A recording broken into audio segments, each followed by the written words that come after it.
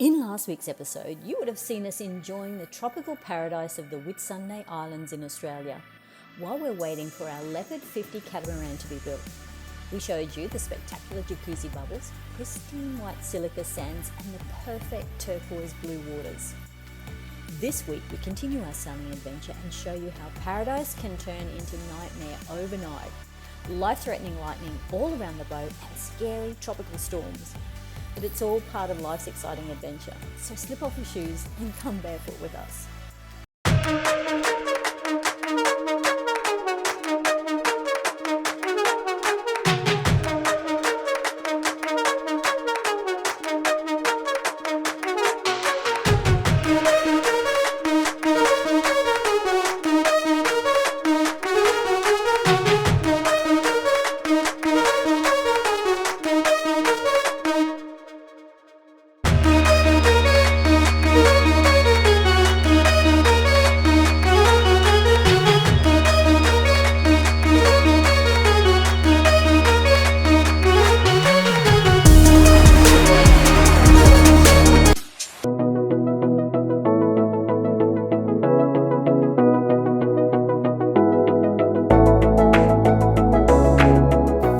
Up here at Hill Inlet behind Whitehaven Beach, our favourite spot in the world so far.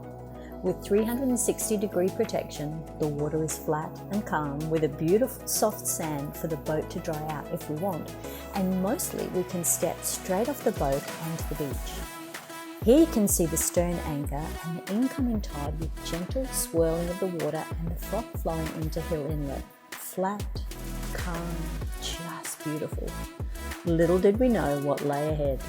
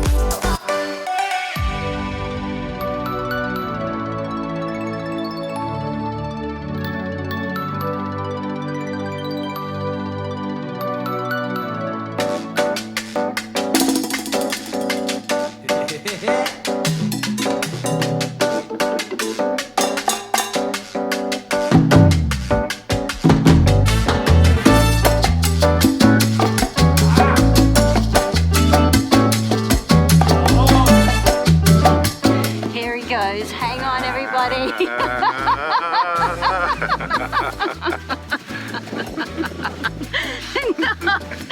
No, I'm going to fall over. You're giving up. I'm going to fall over. Heading back to Alba Dash, everyone. I'm going for a swim. I'm going for a swim under Alba Dash because it's really hot on the outside. So it's nice and shaded. I don't know if you can see in between the hulls, but it's nice and shaded in between the hulls and the water's really cool. So that's where we're going for a swim. You can join us if you like. Hi everyone, here we are at Hill Inlet, our favourite spot, and underneath the boat. So this is where we get reprieve from the absolute heat of the day. It's just off high tide at the moment, but it's getting really hot, so we're taking a really leisurely dip under the two hulls of Alba Dash. So in the shade. In the shade. So you can see here we are, right underneath the boat, and that's back. Obviously, we've got the stern. The stern, yes, and we've got the bow at the front for all those boaty people.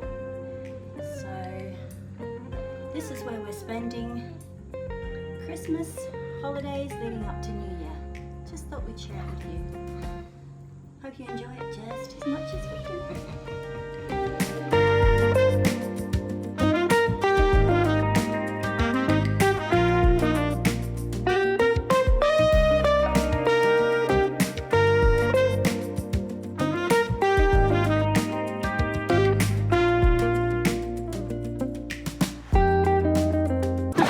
I get wet again. Thank you, kind sir. Could have got the dinghy over. Maybe we'll swing home. What are we doing? Going for a romantic walk in the sunset on the beach. Ooh, soft. Well, I do. Yes, I do. You make me feel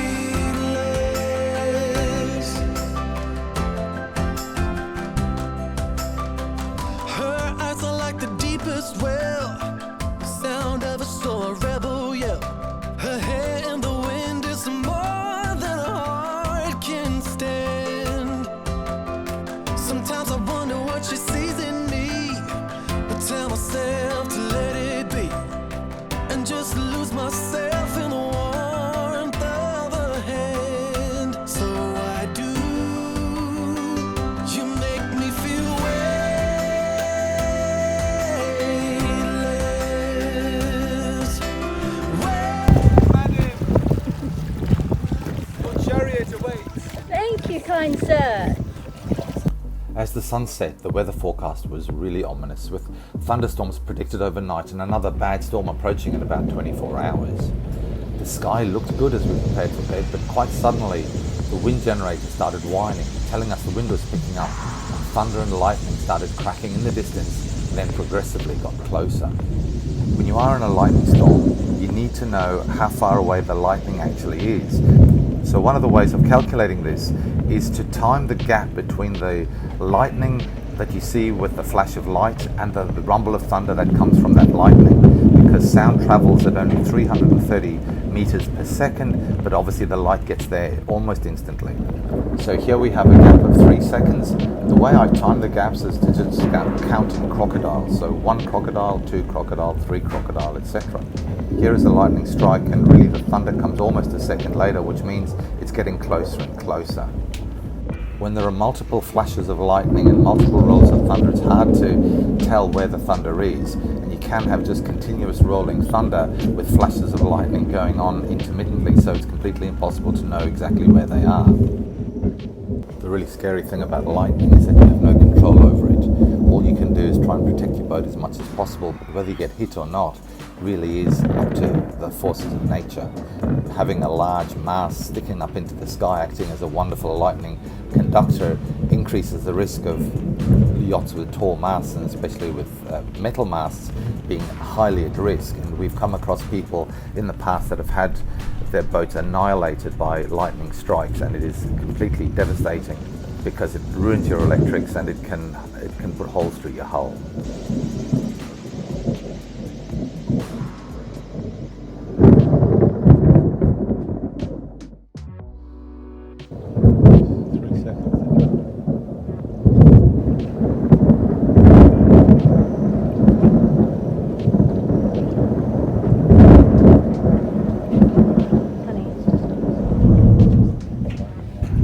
Really scary. Strikes hitting the water in the next bay, right over the top of us, and seeming to hit the water in the same bay that we were in at Hill Inlet. At this stage though, there is nothing you can do. You keep your fingers crossed, you stay protected inside the boat, and you wait for the storm to pass. As long as you stay inside the boat, you aren't in personal danger. It's only if you go outside and you can be exposed to the lightning strike itself that you may be at risk from personal injury. So really what you're worried about is the boat, the mast, the electronics to remain unscathed. In the middle of this lightning storm, the people in the boat next door to us had their kids camping on the shore, so as the storm reached fever pitch, they actually decided they had to get their kids back to the boat for safety. So they got into their dinghy in the middle of this howling lightning storm and went to try and collect them. And we saw in the lightning flashes their progression from getting into the dinghy to getting to the shore. In the process, their engine cut out after only about 8 seconds, and they were ending up drifting in the current out to sea.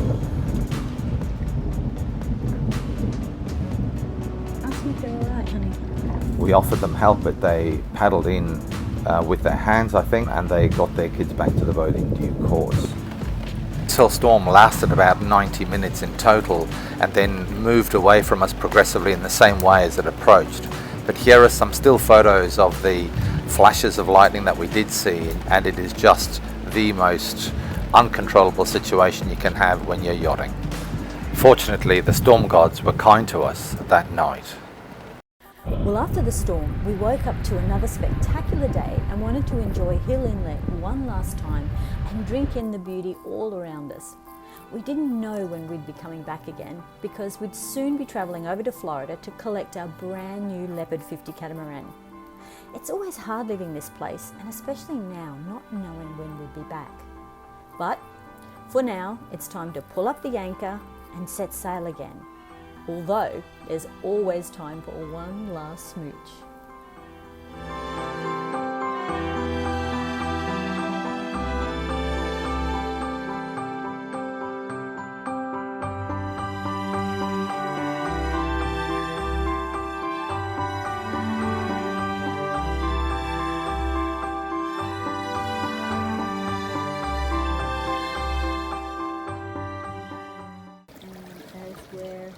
Getting ready to lift the pick and head off. Once this anchor lifts, we're probably going to start to drift around to the other side, so the boat will start to rotate with the current.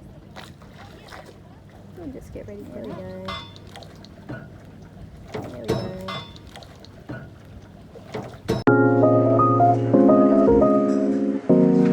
What are you doing? Well, I'm going to clean the rope because this was the stern line, and this was the color of it when it went into the water, and this is the color of it coming out. And of course this is all mud and dirt and full of sand, so we really don't want to pull all that sand up into the boat. So we have a very highly technical and impressive way of doing it. Look at the dirt coming out even with that. So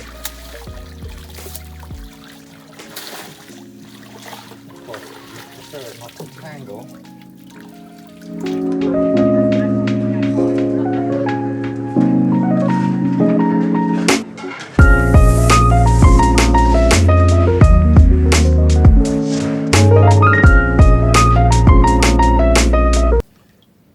Doesn't do much favors for the gentleness of the touch of the doctor's feel.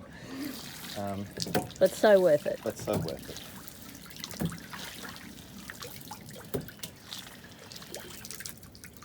So look at that, much better.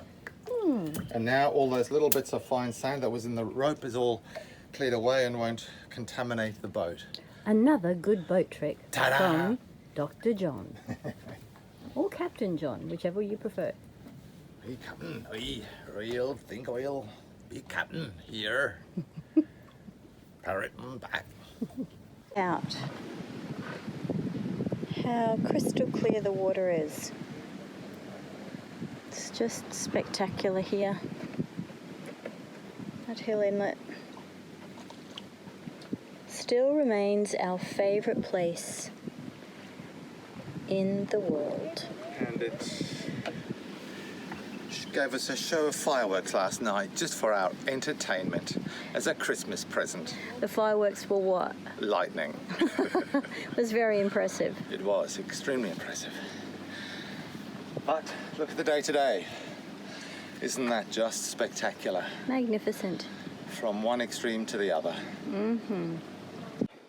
Just want to say that the guys, that little boat in front there, they were there in the storm as well, and there was another boat behind them, and the lightning was just absolutely coming down big time, and then they had to get in the dinghy and go and fetch the kids that were camped on the beach in the middle of this horrendous lightning strikes that we got on film, which we'll show you, but it was just horrendous.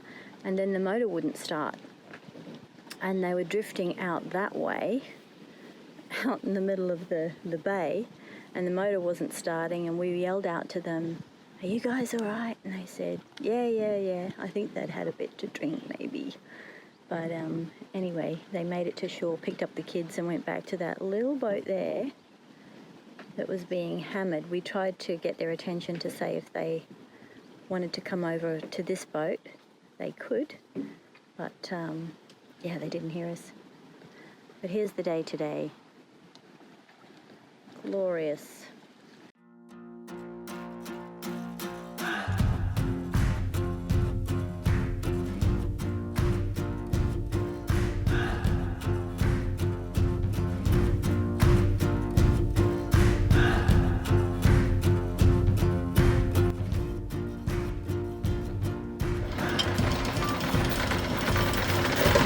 Bringing up the pit.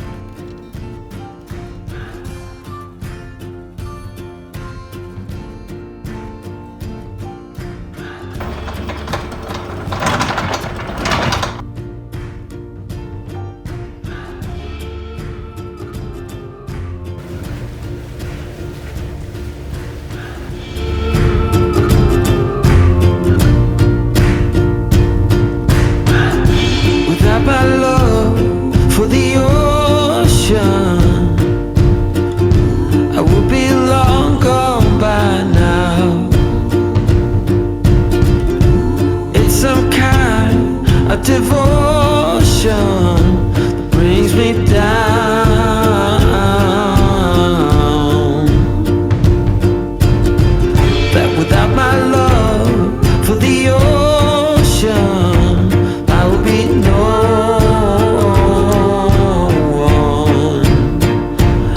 one.